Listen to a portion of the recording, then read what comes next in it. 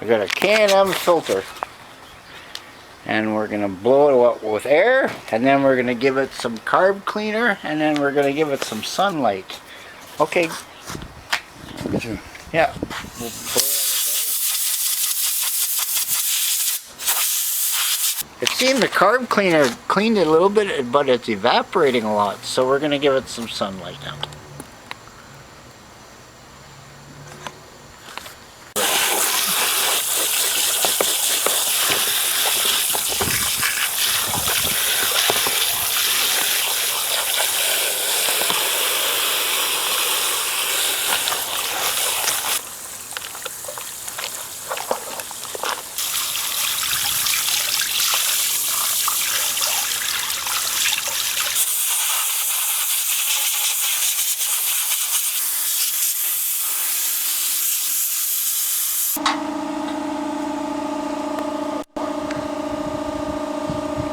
Point it at the sun, you can see through it.